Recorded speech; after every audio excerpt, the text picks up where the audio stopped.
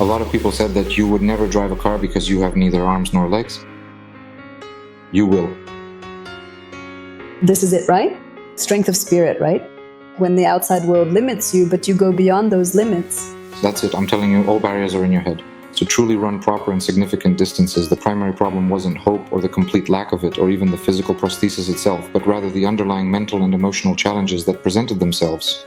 We often put things off for later, Things that we could actually do right now. That's exactly what it's about, not putting things off indefinitely. Yes, because you only live once, not like a cat with 9 lives. So if you have just one life, you need to make the most of it. If I were to ask you right now, what is your biggest fear at the moment? It's often quite difficult and things can certainly get complicated, but that's precisely why there is always water and a clear sense of direction. The future of Ukraine. I don't need peace, I need victory. What does victory mean to you? Hello everyone, my name is Lilia Boyko. I'm Miroslava, and today we have some very interesting guests on our podcast. We're filming right now from the Unbroken Rehabilitation and Prosthetics Center. We're with you.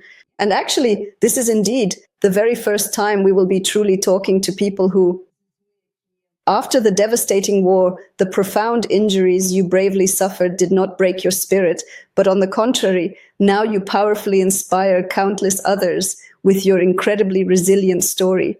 Could each and every one of you perhaps share your personal story with us today?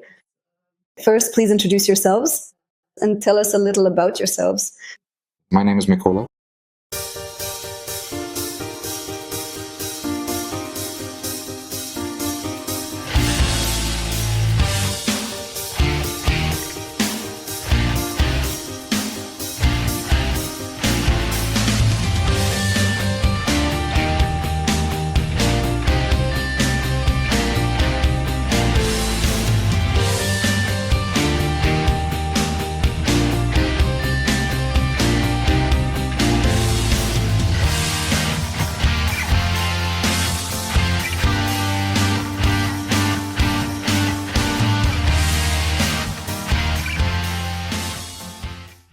Before the full-scale invasion, I lived in Kyiv and I was drafted from Kyiv. I volunteered for military service. I went to the military enlistment office myself. That very same day, we got on a bus and were sent off to be assigned to different units. I got my first injury in 2023, and this is already my second injury in 2024. I received my prosthesis in the States, then went through rehabilitation here at our Amputations center. I used to be a patient, and now I'm part of the Abrakinsky team, working here as a mentor. That's basically how it is. So, after your first injury, you also chose to continue working? Yes, I went back to my guys. They saved my arm and leg too, put metal in, inserted a prosthesis in my leg. And so I went back again for about 4 to 5 months. That was the second time I was seriously wounded. What thoughts were going through your mind? After experiencing what had transpired, an event that was truly on an entirely different and profoundly shocking level, I immediately went into a deep state of emotional and psychological shock. They quickly and carefully covered my entire body with a large opaque sheet specifically so that I would not be able to see the extent of my injuries or my own altered appearance, and they were diligently preparing me for this incredibly difficult and traumatic ordeal. You could accurately say, preparing me morally, psychologically, and emotionally for the immense challenges ahead. They would ask questions like, what would you do if you lost your arm? What would you do if you lost your leg? I immediately realized that something was wrong. They wouldn't just ask those questions for no reason. They were asking those questions. And somehow, little by little,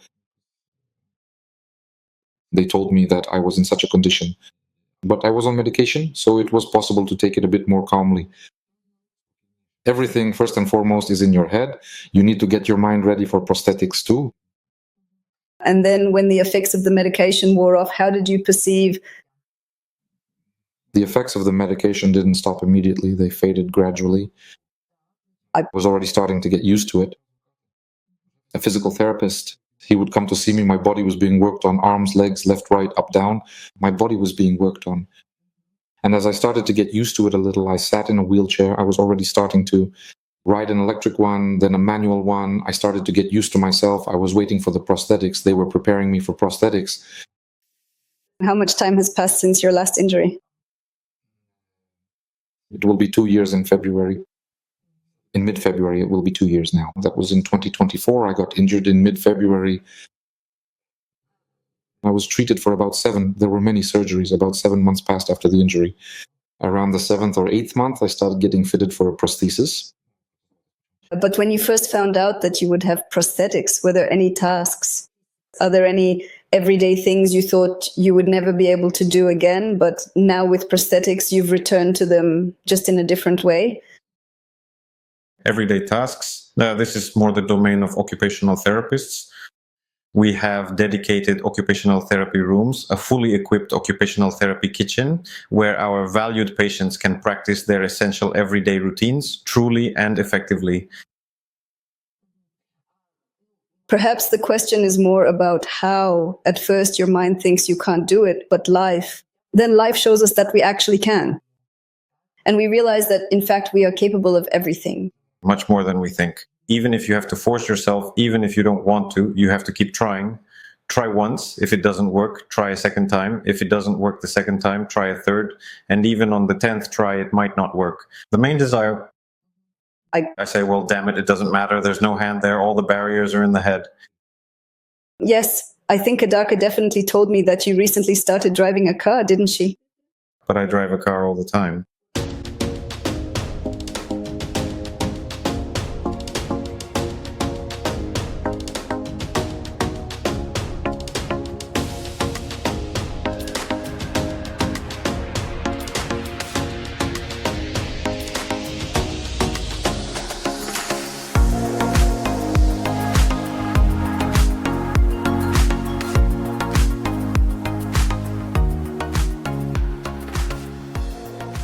I drive around the city just fine in traffic jams. I cruise around.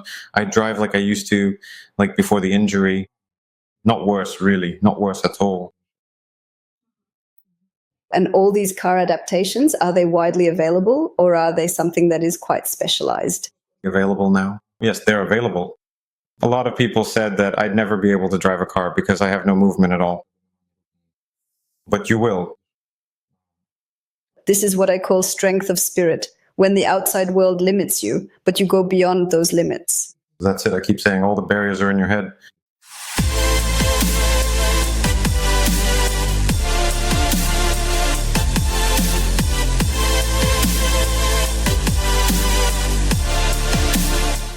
Roman is more of an athlete. He's into sports. He runs more than 10 kilometers at a time. Seriously.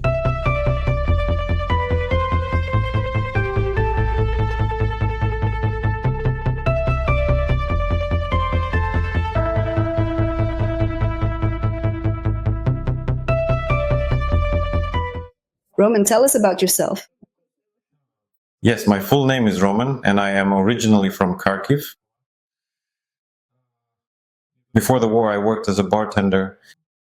In 2022, I also went to the recruitment office and volunteered to go fight, but I was only called up for service in the summer in 2022.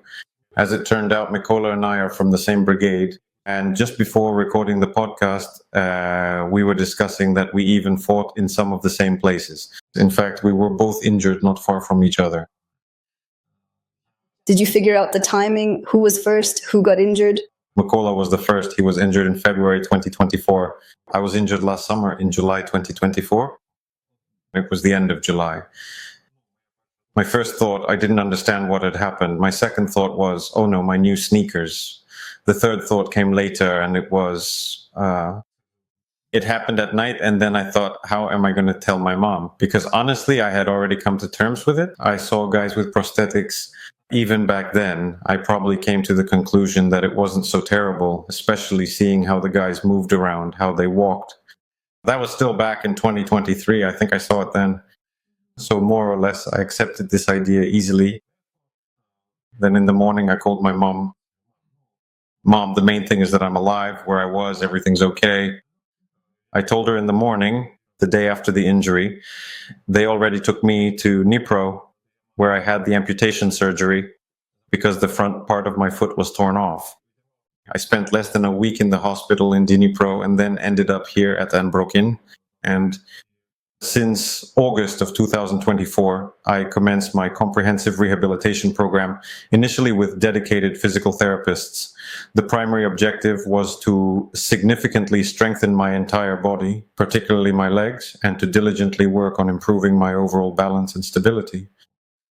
Of course, I faced things like, for example, phantom pain. I found that what helps me cope and distract myself is, for instance, I would go work out in the gym or go to the creative workshop, maybe do a bit of drawing for myself or read a book.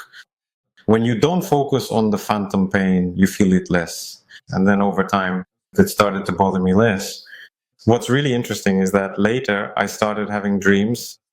At first I dreamed, wow, I'm already walking with a prosthesis. This was even... Before you got the prosthesis? Yes, even before I got the prosthesis. Then I got the prosthesis and I had a dream like, wow, I'm walking without crutches. And then later I had another vivid dream where, wow, truly I'm actively running. So it's like a connection to the future, right? Not a connection to the future, but probably just what I wanted, and it got visualized. Actually, I completely finished my full rehabilitation in early March of this current year, and since then started trying to run. And as Mykola already mentioned, the only limitations are in our heads. When I initially started running long distances, to truly run proper and significant distances, the primary problem wasn't with my physical leg or the unfortunate lack of it, or even with the advanced prosthesis itself, but rather with the crucial and demanding task of effectively training my breathing.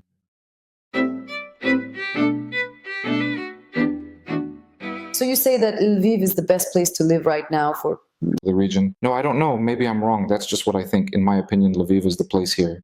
Here, the veteran policy works. From our subjective point of view. You're from Kharkiv, for example, right? So you lived in another city, and you can maybe compare a bit how things like this are treated there. And in Lviv, for example. Well, in Kharkiv too, I have respect for veterans. But as for how much of a veteran community has been created, I think it's less developed at the front. The city is more on the front line. Is it harder to create such conditions there? It's definitely harder to create them, especially if we're talking about veteran rehabilitation centers, to open something at least on the same scale as Unbroken. Would it be under threat? Of course. Of course, absolutely. I completely understand. I have a question. The essence of this podcast is from pain to purpose. You became a mentor, and now you inspire people to start a new life after prosthetics. And this is a stage that Ukraine is going through, if we look at it on a societal level. There is so much pain among people. Everyone has their own suffering. Everyone has their own losses.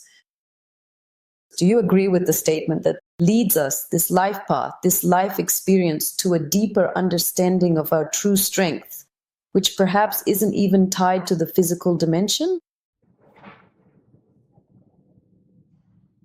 Let's make the question shorter and clearer. Do you agree that such a level of suffering and pain leads people, forces people to search for their talent, their true purpose in life? Difficulties do temper us, but for this it was possible to give direction. Because talking to my comrades who went through prosthetics and rehabilitation in other cities of Ukraine, smaller ones, for example, than Lviv or Kyiv, they received much less rehabilitation than I did.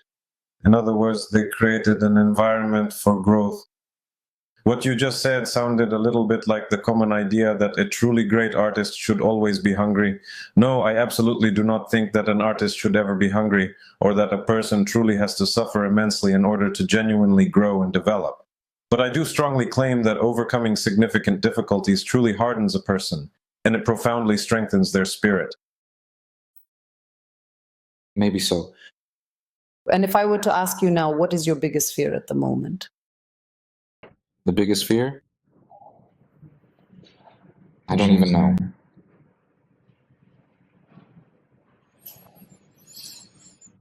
Honestly, I probably don't have any fears. Personally, probably not. But if we're talking about the country, then the biggest fear is the end of the existence of the Ukrainian state. Probably, yes. And for example, was the fear of death present before and then after injuries? Did it disappear when you got closer to it, or was it not there before either? When you went to serve, did you realize it wasn't like that? Of course, nobody wants to die. Of course, the fear of death is always there, and it's a natural mechanism. Fear is a natural and useful mechanism. However, when you prepare to engage in combat, it is absolutely essential to fully accept the profound and sobering realization that you might potentially die, or alternatively, you could sustain severe and debilitating physical injuries. The survival instinct probably kicks in. Even when I got my first injury, I was in rehabilitation in Kiev for 21 days, 3 weeks. I was in rehabilitation. But I was whole because I had metal plates and my leg and arm had been stitched up. So I already saw guys who was also going through rehabilitation at that center who had amputations, missing an arm, missing a leg, missing both legs. And well, somehow there was fear. And yet I went back, even though I consciously knew that it could happen to anyone. That is, no one is insured against it. I consciously went into the chaos. I don't know, maybe it's some kind of adrenaline. With adrenaline, it seems like there's no fear. I don't know, it's probably different for everyone. What fills you the most right now? What brings you joy in life? Joy.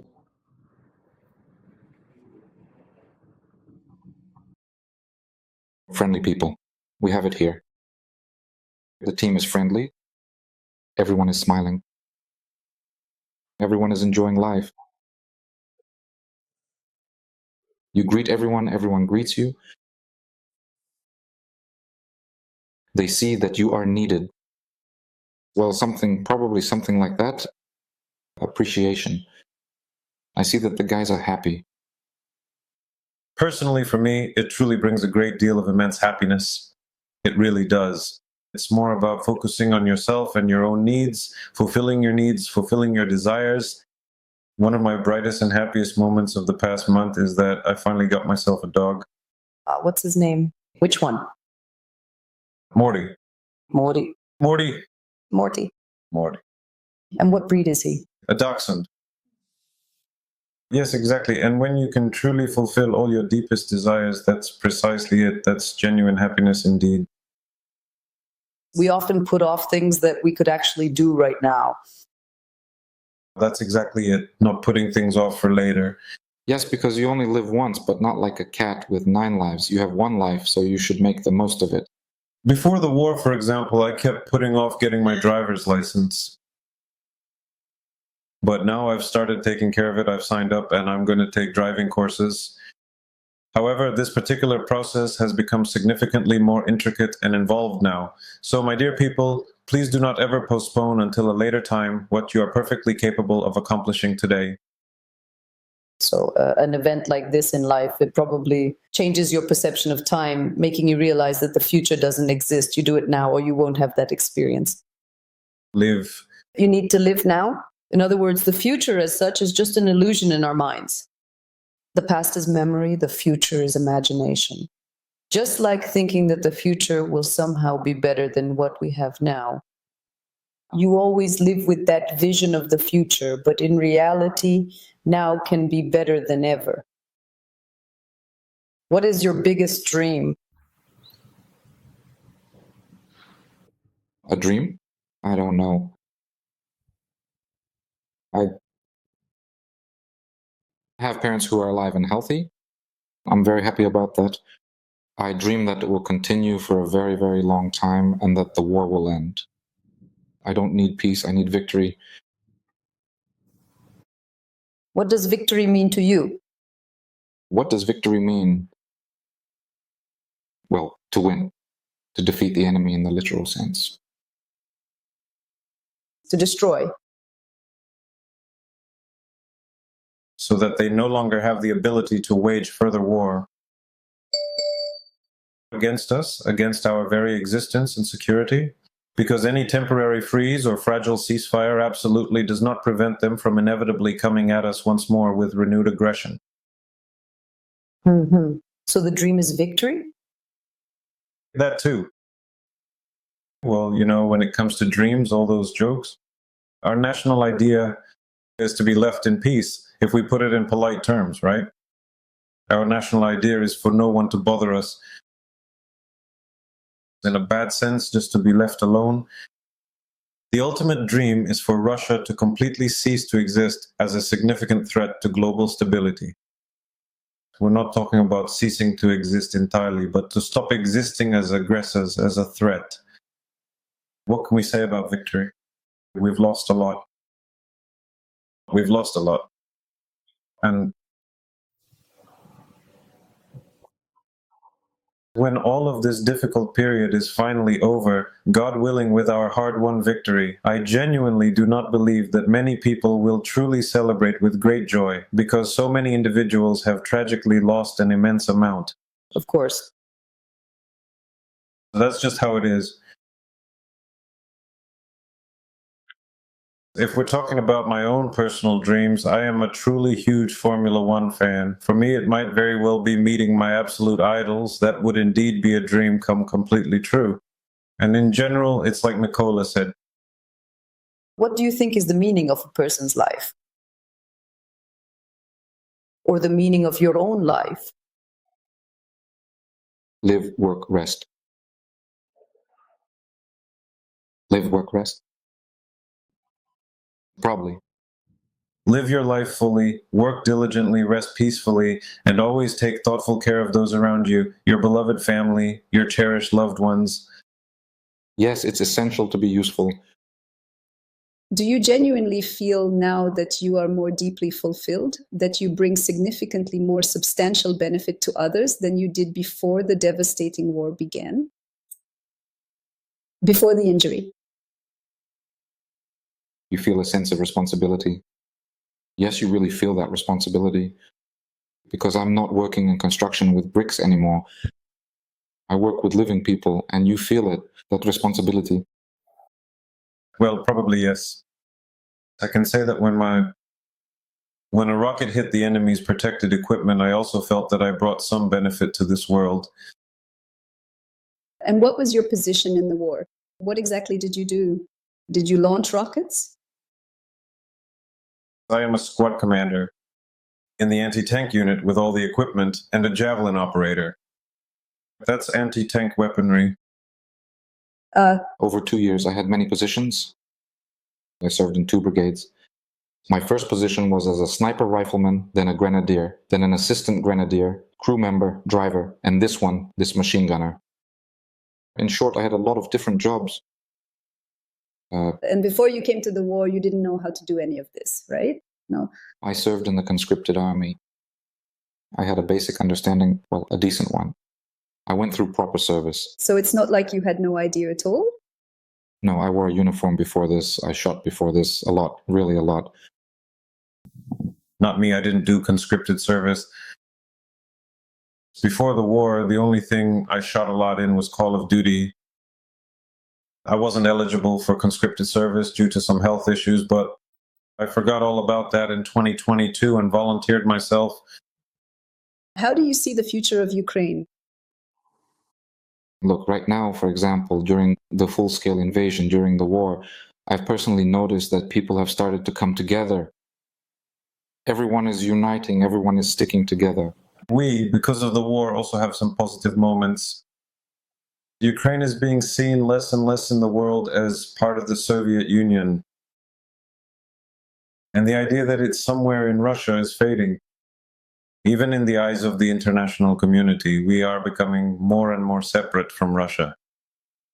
Indeed, in many diverse fields, Ukraine possesses the potential to truly take leading and prominent positions. This comprehensively includes the vital military sector, the highly productive agricultural sector, and advanced IT technologies, for example, innovative digital services or secure mobile banking solutions. Ours are highly praised. Around the world. This includes DIA and the monobank apps. In the bank, where in Ukraine there is not just a mobile app, only in Ukraine, nowhere else in the world has this. Such a bank with convenient and human-centered services. In other words, Ukraine still has a lot to offer the world, and it is in the world's interest to help Ukraine stand strong. You have such a deep friendship. I can sense your connection. It's almost like something out of a novel. I can't really call it friendship because we haven't known each other that long, but it's more like camaraderie, being like-minded. And what does friendship mean to you? For me, friendship is when people have been singing together for years. They communicate and spend their truly precious and always shared meaningful free time together. I guess for me, friends are also those from childhood. Thank you very much indeed. It was truly interesting and quite insightful for us to have this conversation with you. And thank you for inspiring others with your resilience, courage, and positivity and strength of spirit. Yes, keep it up. That's what you'll say. Glory to Ukraine. Glory to the heroes.